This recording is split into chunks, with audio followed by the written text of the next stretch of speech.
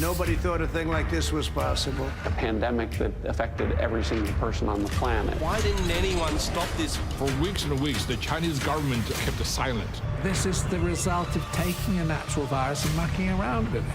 Hey presto, the perfect human pathogen. That actually would make a good bioweapon. It escaped from the lab. They had an accident. The first cluster worked into the Wuhan Institute of Virology. They silenced journalists and disappeared some of them. It won't stop there. What led you to believe this came from a Wuhan lab? It was obvious there were body bags.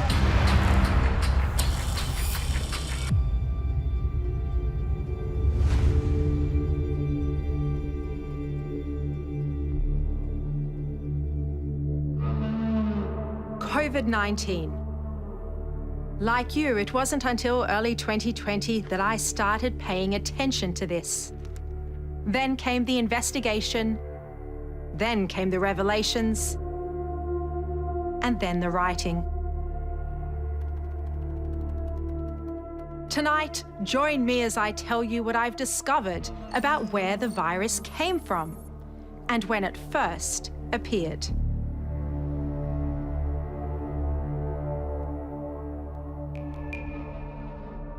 Mr. President, welcome. Thank you so much for your time. Thank you very much. You've seen all of the intelligence. When do you think the virus first started? Well, some of the intelligence is classified, and I can't talk about it, but common sense tells you it most likely, and when I say most likely, like 95% came from the Wuhan lab. I don't know if they had bad thoughts or whether it was gross incompetence, but one way or the other, it came out of Wuhan, and it came from the Wuhan lab.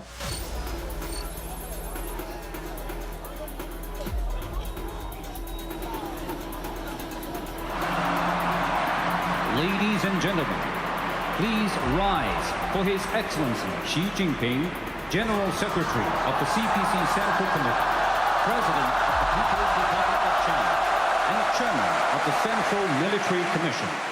They're the Olympic Games for military athletes. Held every 4 years, Wuhan was the host city in 2019. And I didn't even know about the military games until someone from the Army called me in December of 2020 and asked me if I could explain what happened at the Wuhan military games and whether these people had fallen sick with an early emerging strain of COVID. As the site of a potential virus superspreader, it doesn't get much bigger than this. And in the weeks and months that followed, reports emerged of athletes becoming sick. It is suspicious. I mean, we do see some indications in our own data, you know, that NIH has, that there was COVID circulating in the United States, certainly in the earliest month of, you know, as early as early December, possibly earlier than that. I mean, some of these people who came back from those games were sick with something.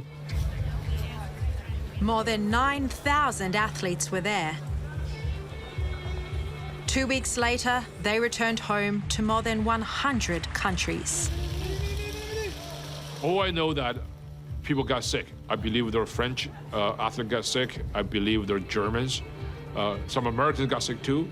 But getting sick in Wuhan in that particular time frame of the kind of symptoms that were very similar to what would later known to be coronavirus symptoms, that obviously deserve investigation. No one was ever tested, but there was one man who knew something was wrong. China's most famous defector to the United States, the father of his country's democracy movement. I thought that the Chinese government would take this opportunity to spread the virus during the military games, as many foreigners would show up there.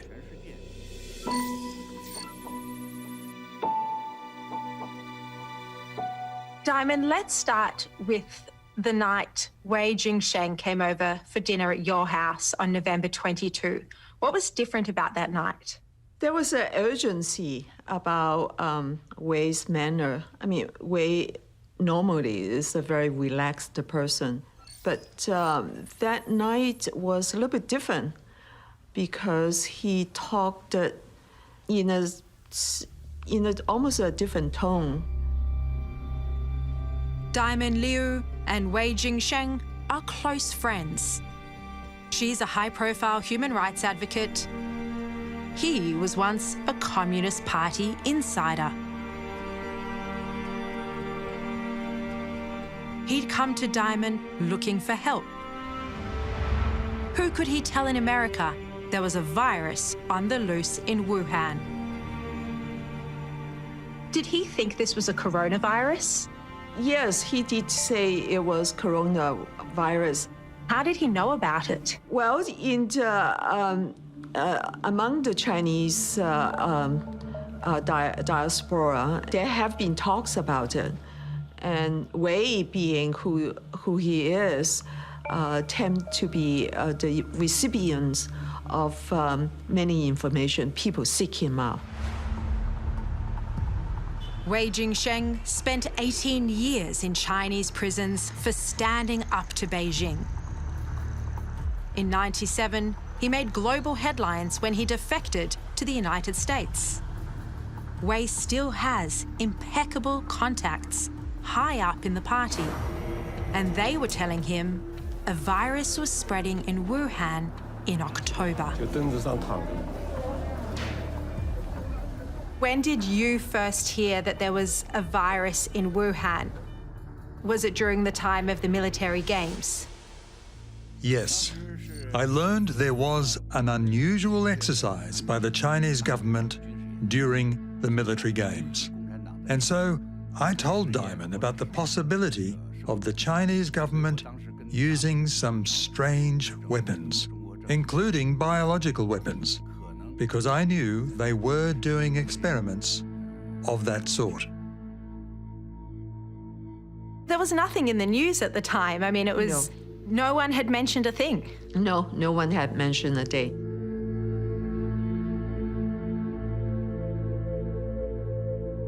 Diamond wasn't the first person Wei told there was a coronavirus in Wuhan.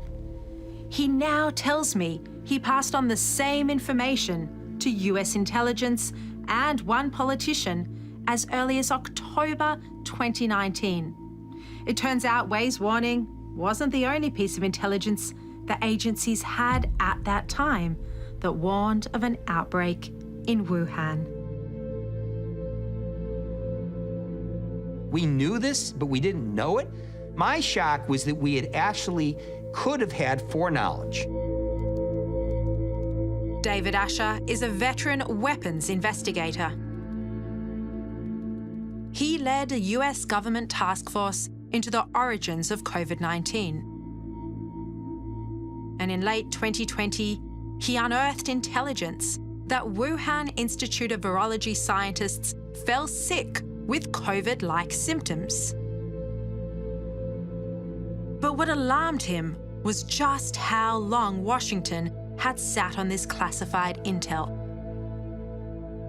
I was very surprised at the level of detail that they were able to produce around information that they had probably collected well over a year before that. So in November of 2020, we learned things that they had collected in November 2019. Wuhan is located in the central Chinese province of Hubei. It's home to 11 million people.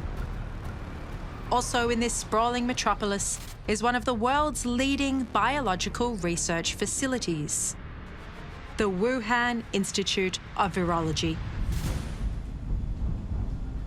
It was built by the French and included a cooperation agreement, which meant that French scientists would be included in the research groups in Wuhan and that they would work together on this virological research. By the end of 2014, they had effectively excluded all the French that were in the Institute. And, the suspicion on the part of the French was that, that they were pushed out because of the Chinese military interest in the work. So what could this indicate about the type of research they were intending to undertake at the Wuhan Institute of Virology? Well, I mean, the suggestion would be its relevance to biological warfare.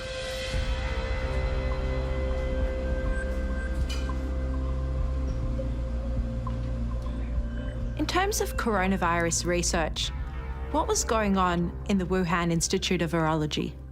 Well, so what we do know, I mean, is that they were one of the world's leading repository of coronaviruses.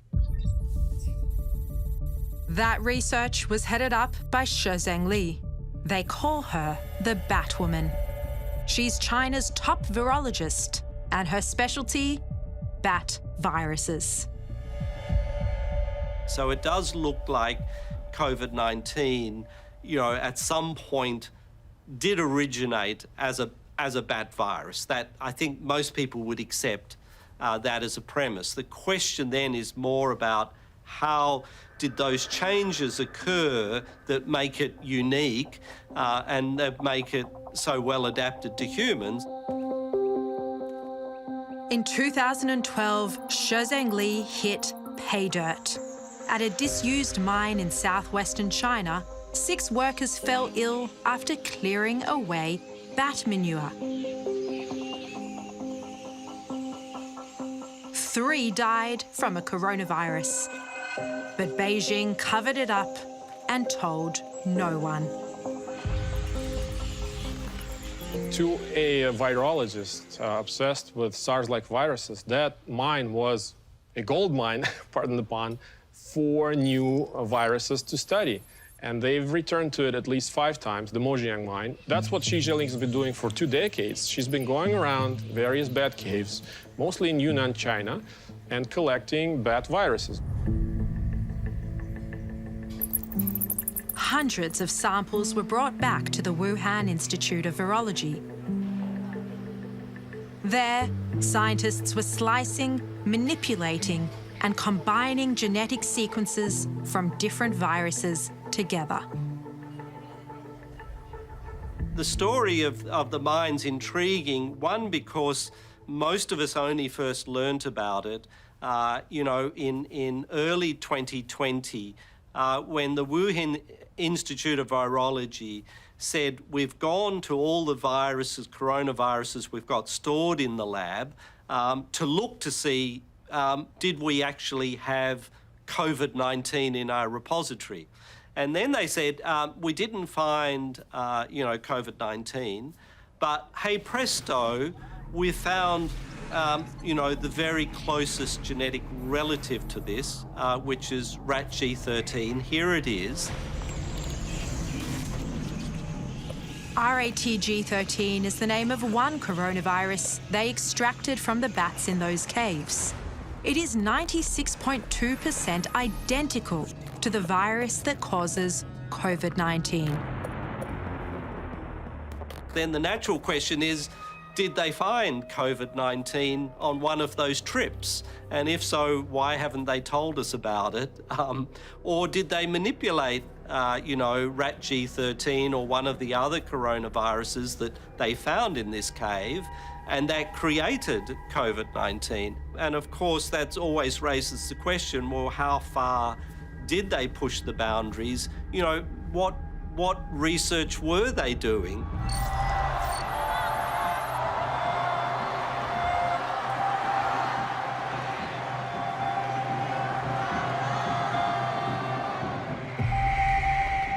By early 2020, this administration has developed a very healthy and justifiable suspicion of a lot of things China is saying is doing and China promised to do. Miles Yu was Secretary of State Mike Pompeo's principal China advisor. As 2020 rolled in, Miles started paying close attention to Wuhan. For weeks and weeks, the Chinese government kept silent on the outbreak. They're not saying anything, as if nothing is happening. So citizen journalists are beginning to send out their videos and reports and hospital situation reports on a daily basis.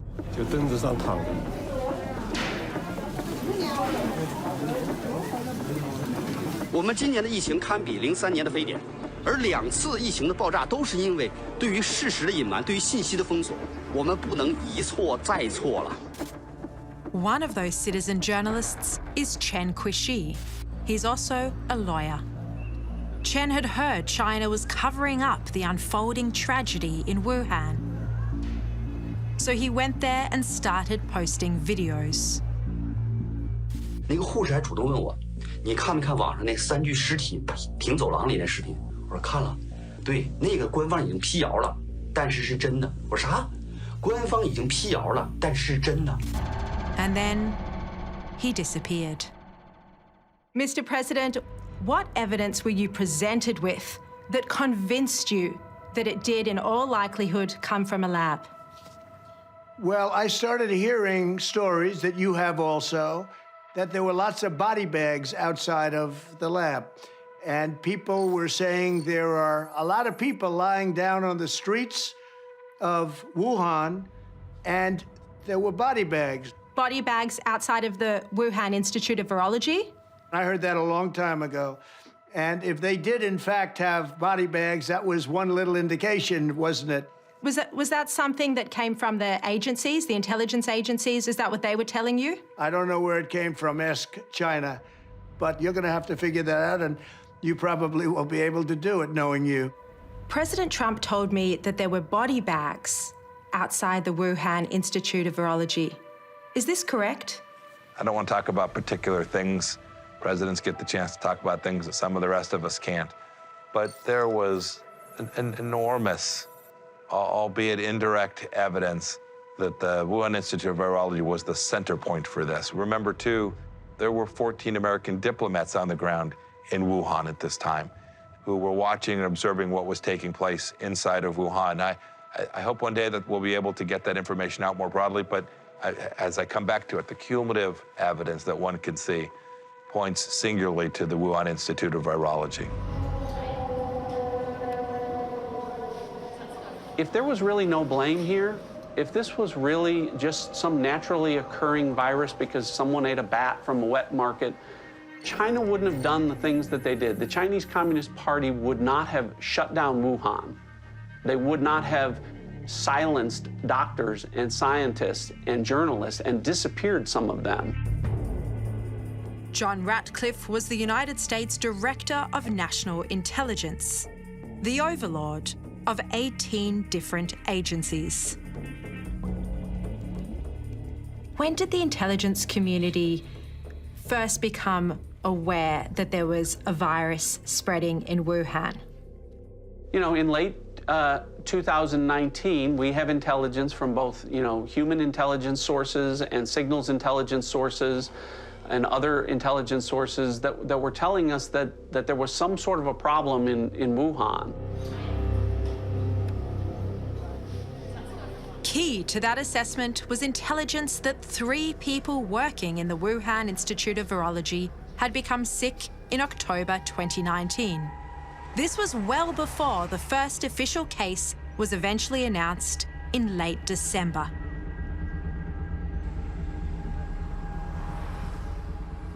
What Mike Pompeo and I put out is, people became sick at the lab in October and with symptoms that became entirely consistent with what most people have experienced around the world from COVID-19.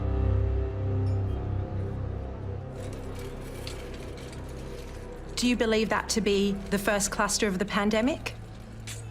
Based on everything I've seen, this is the first cluster. Against all enemies, foreign and domestic. Former CIA Director Mike Pompeo was Secretary of State during the pandemic. His knowledge of COVID-19 was second to none in the Trump administration. I have seen no evidence that there's a cluster that began any place but this. I am all ears to see of any evidence that presents some fact set to the contrary. David Asher also agrees that this could have been the first cluster of the pandemic. My shock was that we had actually could have had foreknowledge. We could have known in November of 2019 that there was a disaster occurring inside Wuhan, inside their most important biological facilities, you know, where something absolutely tragic, traumatic, and dramatic was occurring, and we could have reacted to it. I said we could have, you know, the whole world could have been different. It would have been like stopping 9/11 before it happened. Which raises the question, if US intelligence knew there was a virus in Wuhan in late 2019, why didn't they do anything about it? Was this an intelligence failure? We collect everything and know nothing in our governments these days. It's the big data problem. We're all drowning in it. We had the means to know something, but we didn't either analyze it or disseminate it or even know that it was collected.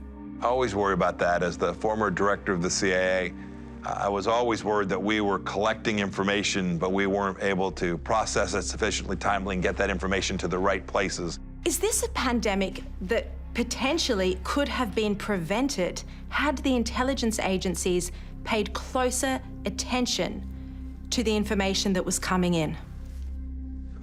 We'll have to go look back at what was actually in the possession, what was the complexity of the information, what was the certainty of that information. Should there be a review?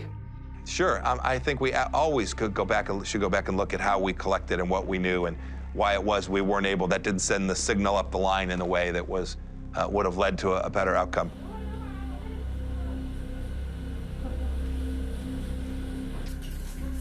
Did they survive, those 3 workers who got sick? What I can say is that from the intelligence perspective is we know that some of the people that were most involved, either infected or reporting on or whistleblowing on or trying to get answers and journalists report on, have been difficult to track down later, at least from my time there. And so, you know, I think that's consistent with what the Chinese Communist Party does. Why, you know, the status of those individuals and why they've disappeared, I really can't comment on that. One of those people who was reported to have disappeared was Huan Yanglin. Is she one of the ones that we believe fell sick with COVID-19? I don't know her status, but you know, the information that you're talking about that's out in the public domain is consistent with what I've seen and what I'm familiar with. Huan Yanglin was a researcher at the Institute. In early 2020, she disappeared from its website. Her social media presence also vanished. Despite Beijing's denials, many believe Huang was infected with COVID-19. She's never been seen since. You know, in the West, you might say, oh, this person just want to protect her privacy. In China, privacy in the interest of the state doesn't exist. So it would have been such a big, triumphant media scoop for the Chinese government to showcase her, to give like 10 seconds of her appearing somewhere, making a speech, show up in the news media, and that would have basically scored a major victory for the Chinese propaganda machine. She never did. She is literally disappeared from public view. Making people disappear is actually a major feature of the regime. I mean, it's actually truly a People's Republic of disappearances. Dissidents, journalists, and anybody the government doesn't like, they disappear. They disappear into oblivion forever. This is basically a regime that is not only capable of doing these things, and they do this with great pride. And it's not only people that go missing. On the 12th of September 2019, the virus database at the Wuhan Institute of Virology was taken offline. 22,000 coronavirus samples gone.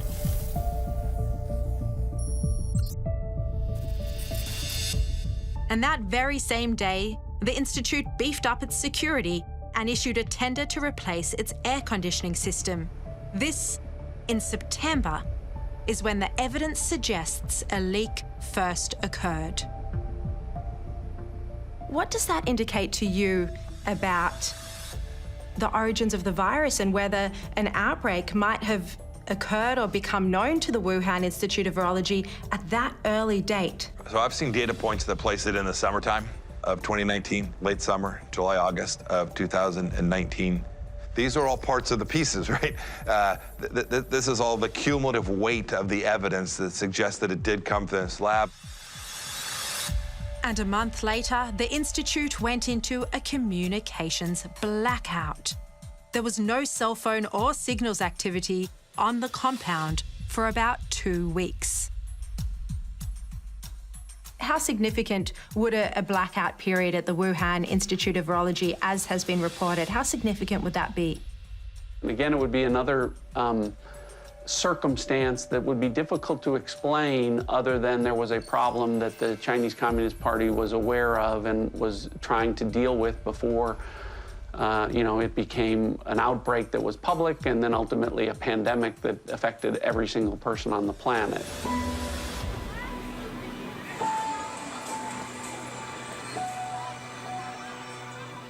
Everyone around the world assumed it had come from an animal, but we didn't know what animal. In the early days of the pandemic, Australian scientist Nikolai Petrovsky made an extraordinary discovery. I guess the first surprising result that we found that really stumped us for a while was there was no animal, and that opened, obviously, Pandora's box, because then we had to start saying, well, if it didn't come from an animal, where did it come from? And, of course, that led into, I guess, exploration of other possibilities. And one of those, of course, was that could this have potentially have come, from a laboratory?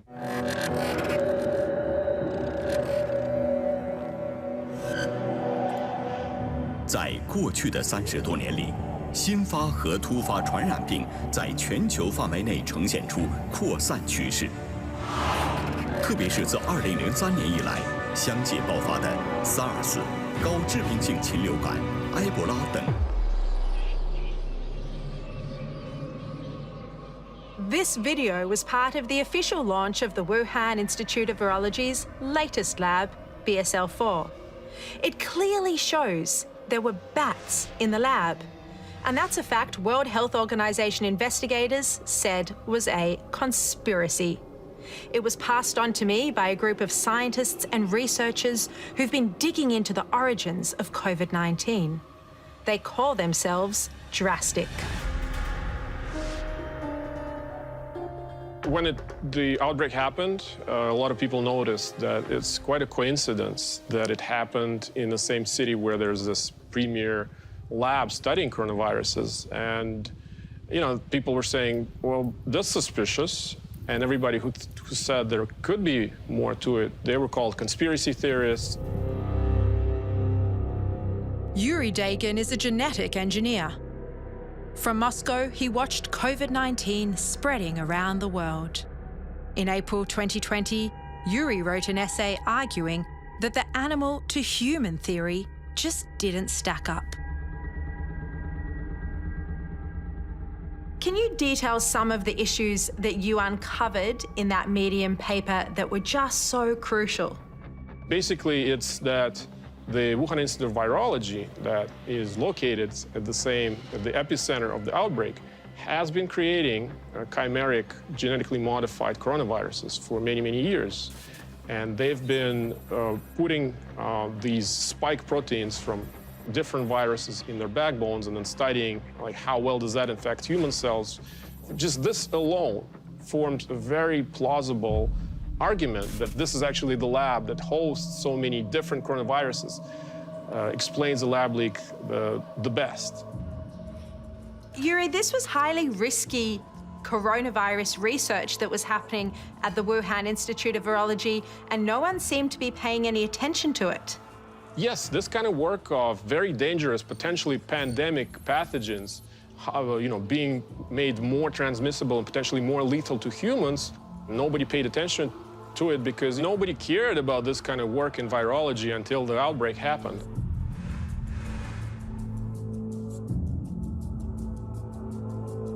To begin with, I certainly didn't approach the issue with any sort of suspicion or foregone conclusions. However, things began to change as the pandemic evolved. So Richard Dearlove also ran into resistance to the lab leak theory. He's the former head of the British spy agency, MI6. Early in the pandemic, 2 scientists asked for his help in publishing a paper that cast doubt on COVID-19 coming from an infected animal. We approached Nature, we approached Science, we approached the American Journal of Virology, we approached various publications in the UK, and it was clear to me that there was a sort of united front not to put anything in the public domain which questioned the Chinese narrative. How disturbing is this censorship? And do you think it amounted to Chinese disinformation? I'm pretty sure that the Chinese, after the outbreak in Wuhan, and they're very good at doing this, sat down and, developed their own information campaign. So, Richard, you were one of the first people internationally to come out and say this virus may be the result of a laboratory leak. How were you treated after you made those remarks? I had people saying to me, Richard, my strong advice is you don't get involved in this issue. It's conspiracy theory. And I mean, my reply to them was, if that's what you really think, you haven't really looked at the science. You don't understand the arguments. And I suggest you go back and delve into this a bit more deeply, because you're going to find some pretty strange things when you do. Boy, did I get put-downs from, some very important parts of government who basically were keen that I shut up. Was this by British government or British intelligence? I leave it to your imagination, given my past links. Another paper that struggled to find a home was from Professor Petrovsky. His research found the virus was better adapted to infect humans than any other animal, including bats. And we thought the scientific journals, particularly the leading ones, would actually jump on this paper because they like to have papers that are very topical, that are going to get a lot of media attention. And so we were quite stunned when we just got rejection after rejection after rejection without even the paper being looked at. Professor, this is censorship of science. Absolutely. And of course, the more this happened, the more indignant I and my colleagues, who were authors of the paper became, because, again, science is not about politics. It's not about, only finding nice things. It's about, what is the truth? What are the facts? It's a sad story of unprincipled compromise in face of an authoritarian regime. And also, it is also a sad story of political wokeness, because the reason many scientists sign on to that kind of rhetoric, to accuse anybody who's seriously interested in the possibility, not the certainty, but the possibility of a lab leak, as simply racist. It is my profound honor to address the United Nations General Assembly. We must hold accountable the nation which unleashed this plague onto the world, China. Why were so many scientists against the lab leak theory? Well, one of the reasons was United States President Donald Trump. Yes, unfortunately, you could say that the Trump factor contaminated the argument quite seriously. And I think there were a significant number of prominent scientists who did not want publicly to appear to be supporting Trump. We saw big media say, you know what, Donald Trump and his Secretary of State are out talking about this thing. These people are surely crazy. They're political zealots. They want a shiny object. I heard all the different stories. But of course, as we unpack it, as we accumulate data, science, evidence, facts, it's more clear than ever that the virus came from this laboratory. In early 2020, the medical journal The Lancet published a letter from a group of scientists saying the lab leak was a conspiracy. The man behind the letter was Peter Daszak. He's the president of EcoHealth Alliance, and he'd been working with the Wuhan Institute of Virology for 15 years, sending US grant money to Wuhan for bat research. He's the absolute expert on bat-borne coronaviruses in the United States in their epidemiology, and that he assures us that the Chinese had provided him personally with proof to make it clear that this had come out of nature. But when we asked for this proof, when we asked the government agencies that had funded the work of EcoHealth and others, they couldn't give us that proof because they didn't have that proof. We looked at what certain scientists were saying, matching it with intelligence, and when it didn't match up, we were questioning it. But then as we looked more closely at the Wuhan Institute of Virology, you know, what a lot of scientists like Dr. Fauci and Peter Daszak were saying was, there's no live bats there, there's no gain-of-function research there, there's no military there, and we had intelligence that was telling us that all of those things were occurring there.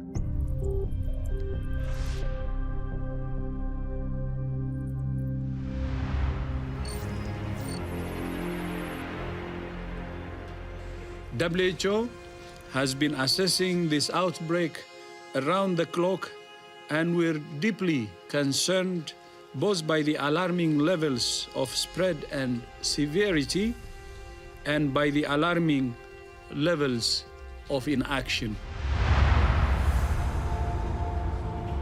It took more than 12 months from the start of the pandemic for the World Health Organization to finally send a team to Wuhan to investigate the origins of the virus. The US submitted the names of 3 officials, but one they didn't suggest was picked, Peter Daszak. What we did see on the animal side is clear evidence that the Chinese scientists showed us. They found this information out from the market, that there was a pathway into that market of animals that we know are coronavirus reservoirs, are able to carry coronaviruses from places where the nearest related viruses are found. If you're telling us it came out of nature, you gotta give us proof. When we looked for proof for zoonosis through all of the cable traffic, all of the intelligence, everything, we could find almost nothing. It's crazy, absolutely crazy. That Daszak was the guy. He was incredibly compromised in that sense. He should have recused himself. He should have said, nope, I can't be part of that. I was connected to this. I was involved in the funding of things that were taking place at this laboratory.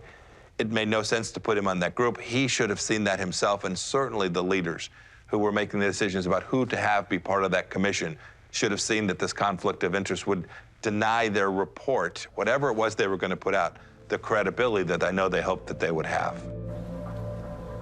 As to the possibility of COVID-19 coming from a lab, the WHO report found it extremely unlikely. They spent just 3 hours at the Institute, and even Tedros walked away from the findings. Oh, it was a complete fiasco, the report. You know, it's 413 pages long, and only 3 pages are devoted to the possibility that we're dealing with a lab escapee. Well, the WHO is controlled by China. I dropped out of the World Health Organization. I thought it was ridiculous. They were late, they were wrong. They advised against travel restrictions. They objected to your travel ban from China. Well, they really did what China told them to do, if you think about it. They were like a mouthpiece for China.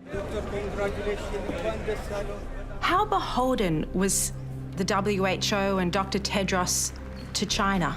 Deeply beholden. Dr. Tedros owed his leadership role at the WHO to deals that were cut with the Chinese Communist Party. Dr. Tedros couldn't have been that next leader without the support of the Chinese Communist Party. And then we saw the behavior on the ground where he talked about how wonderful the Chinese Communist Party was behaving. They were doing all that they could. And we now know nothing could have been further from the truth. Again, this was the tragedy, the central tragedy of the end of 19, the beginning of 20. It became political, not scientific. It became driven by personal incentives and not the data set. Do you think there should be an investigation into Dr. Tedros's ties to China? You know, sure, but we already know an awful lot. The truth of the matter is that when the WHO was tasked with accomplishing the singular mission with which it was intended to accomplish, preventing global pandemic and the spread thereof, they fell down. And they fell down because they weren't willing to confront the perpetrator. They weren't willing to demand from the Chinese Communist Party that they be given access. They failed. They failed because of the absence of backbone and resolve, and the world is deeply worse off for this.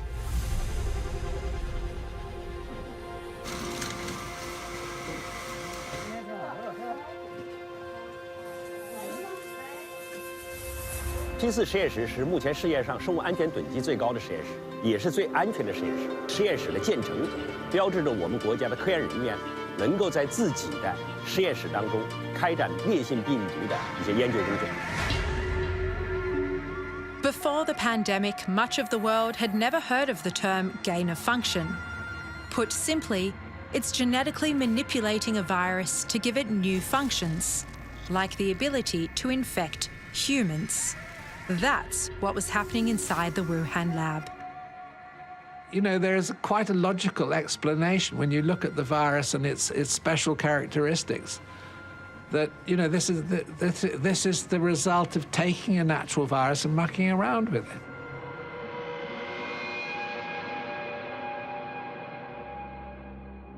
COVID-19 is like a Frankenstein virus, and it looked to many scientists like it had been cobbled together, because it has a bat virus backbone with a pangolin virus spike protein and a unique furin cleavage site in the same spot where Chinese scientists were genetically tweaking viruses.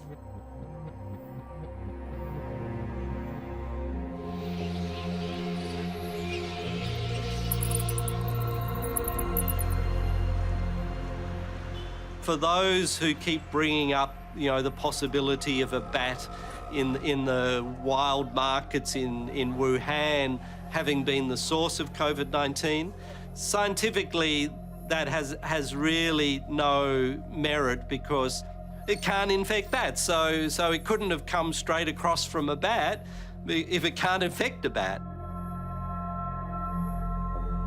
If COVID-19 was the result of gain of function or other risky experiments at the Wuhan lab, remember this: that same lab was being partly funded by America. Dr. Fauci, knowing that it is a crime to lie to Congress, do you wish to retract your statement of May 11th where you claimed that the NIH never funded gain-of-function research in Wuhan? Senator Paul, I have never lied before the Congress, and I do not retract that statement. Take an animal virus and you increase its transmissibility to humans, right. You're saying that's not gain-of-function? Yeah, that is correct. And Senator Paul, you do not know what you are talking about, quite frankly, and I want to say that officially. Dr. Anthony Fauci is America's top medical advisor. I found a scientific paper he wrote in 2012 where he argued the benefits of gain-of-function research were worth the risk of a pandemic. In total, American agencies funded 65 research projects at the Wuhan Institute of Virology. So you don't want to go to Hoboken, New Jersey, or to Fairfax, Virginia, to be studying the bat-human interface that might lead to an outbreak. So you go to China. Are you concerned at all about how it happened that the gain-of-function ban was lifted during the Trump administration? How was it that Anthony Fauci was able to do this without anyone knowing? Well, I don't know for sure who all was involved in that decision-making process. I can say this much. When we look back and figure out how that decision was made, I hope that all of those parties were able to come to the table, express their viewpoints, their concerns, so that we had not only a decision, but an informed decision that was made. I've seen very little evidence to date that there was a broad-based information exchange before the decision was made by Dr. Fauci to lift that ban on gain-of-function research.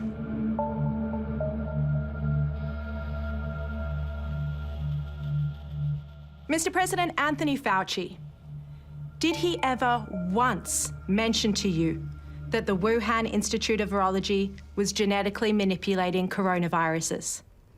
Well, no, he didn't. And, you know, Anthony's been in government for many, many years. He's a bureaucratic kind of a guy, a very great promoter. I give him an A+ as a promoter and probably a C or a D as a doctor. We now know from emails that have been released under the Freedom of Information Act that he was getting his advice from the likes of Peter Daszak, a Wuhan collaborator. At the same time, he was telling you that this was a natural virus, while at the same time, behind the scenes in emails, he was having discussions about whether this might have been genetically manipulated. Does that shock you?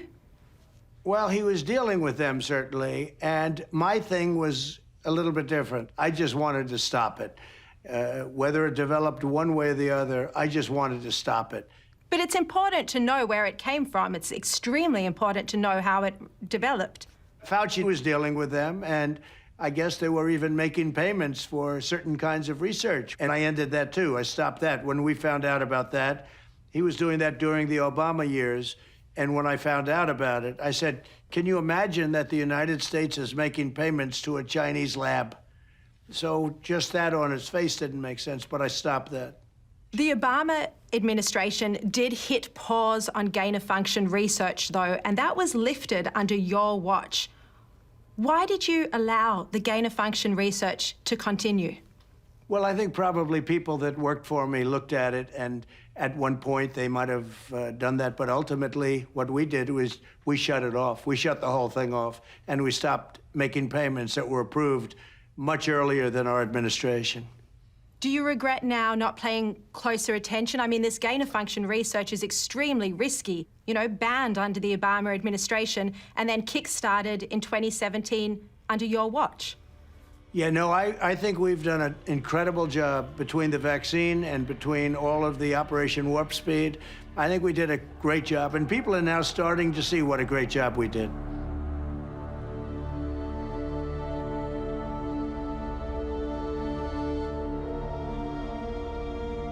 While writing my book, I discovered a crucial piece of the COVID-19 puzzle. Cybersecurity analysts at Internet 2.0 recovered Chinese government data that had been virtually wiped from the web. It showed there was a buy-up of PCR equipment used to test for coronaviruses in Wuhan in 2019. The next month, one of those machines went to the Wuhan Institute. Is this something you're aware of, that they bought a PCR machine in November 2019? I wouldn't be able to comment on that. How significant would this purchase be? Would be significant. Is it a smoking gun? Ultimately, I don't think there's ever going to be one specific smoking gun. I think there's more than just smoke here. I think there's fire from a whole bunch of different sources. I think that would be another compelling piece of evidence if you need more. I don't need more.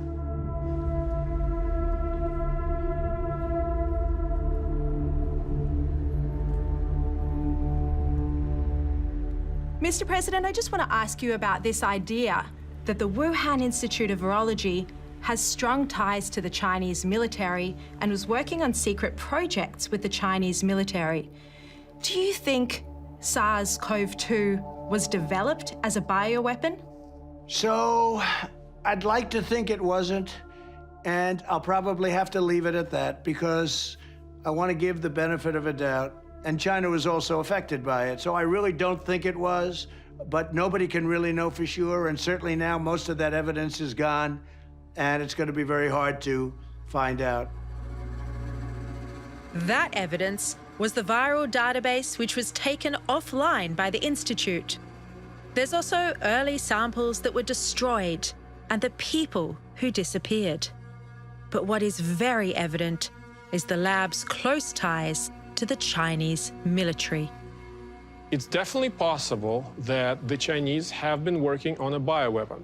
Their labs affiliated with the PLA have been working on coronaviruses as either a bioweapon or as a defense against a potential bioweapon. And they've, published papers in China about both aspects, saying that, oh, we can weaponize coronaviruses. That actually would make a good bioweapon. And also they published papers that said we have to be prepared for potential, released bioweapon. Whether this precise, virus is the result of a bioweapons program, I highly doubt it, but I could not rule it out. Nor is David Asher ruling it out. In fact, the former COVID-19 investigator believes something went badly wrong inside the Wuhan Institute of Virology.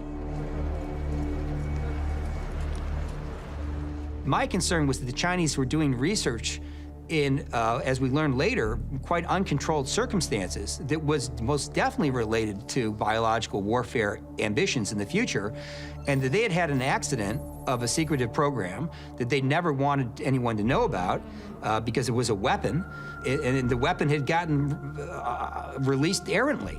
I mean, it was like someone dropping a nuclear weapon out the back of a B-52 and bombing some city and saying, whoops, we didn't mean for that to occur.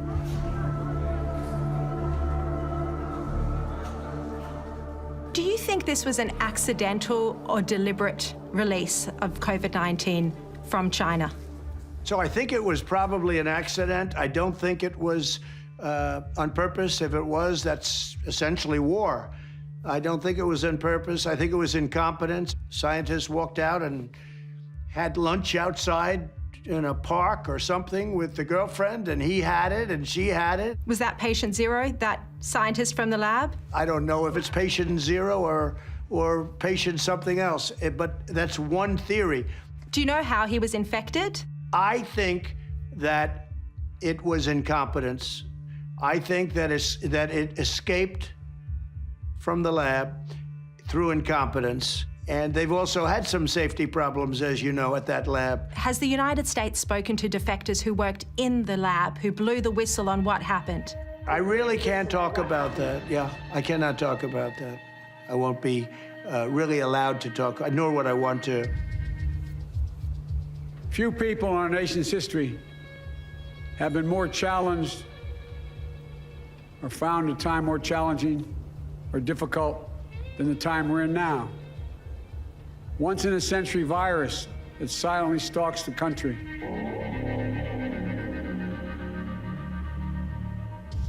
Almost 4 months after becoming president, Joe Biden ordered a probe into the origins of COVID-19.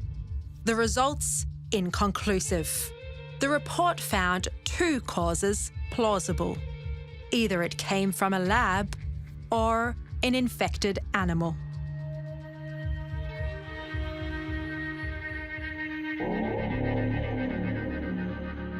Is there still major intelligence that goes to proving the virus came out of the Wuhan Institute of Virology that's still not in the public domain? Yes, there's compelling intelligence that hasn't been declassified. When you declassify intelligence, you risked, the potential human sources or signals intelligence, where your eyes and ears to their actions are coming from. And so we put out as much as we felt we could safely do at the time, but I think the time has come for the Biden administration to declassify additional information that would, again, more evidence if you need it, that Chinese Communist Party officials acted badly, bullied international officials, covered up intelligence and reporting on this. there is more intelligence out there, and I'd like to see it declassified because it'll create additional pressure, not just on Chinese Communist Party officials, but others that still continue to deny that China is a bad actor here.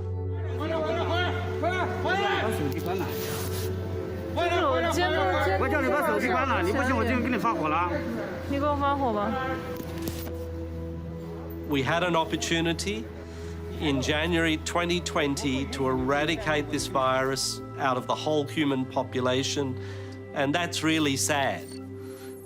Because, you know, in 50 years' time, our children's children, you know, might one day look back and say, why didn't anyone stop this virus when you had the opportunity in that first few weeks?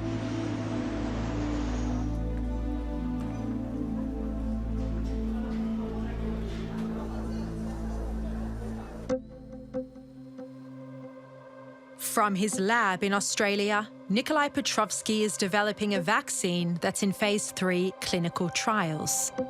But he fears that COVID-19 may become a way of life. So viruses are opportunists. They find themselves in this wonderful new host, of which there's billions, and it's learning as it goes. It started as an exquisite human pathogen. If we look now at strains like the Delta strain, you know, it's going from bad to worse. I mean, and this is what happens when you have something that is already the perfect human pathogen. It won't stop there because it's already, you know, has its foot in the door. And it can only get better over time. And that's what we're seeing. And that's why, you know, it's been so scary. Is this what the future looks like? If this virus is allowed to spread and disseminate, it's going to learn more tricks. It's going to become more infectious because that's the way viruses travel. They're opportunists. And it's going to reach a point where we'll never actually free ourselves because it's found we're such a wonderful host species, it doesn't ever want to leave.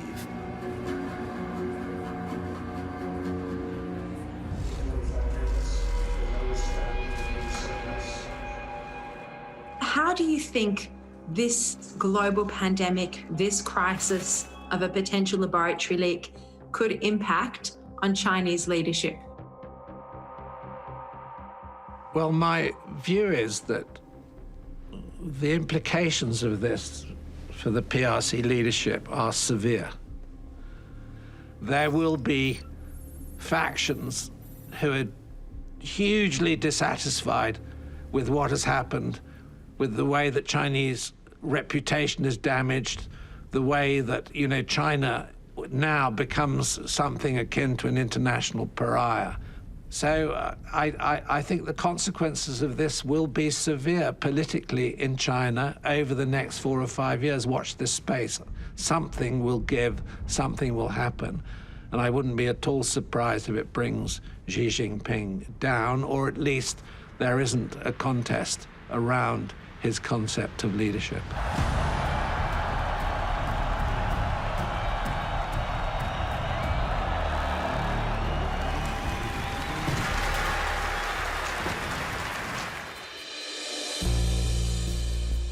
And as for two of the most senior members of the Trump administration, they are in no doubt about what really happened in Wuhan.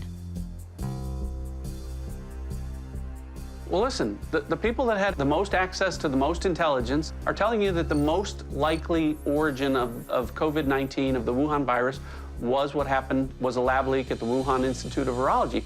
This is really most likely what happened, and it's more than just a possibility. It's certainly a probability, and it's probably a certainty.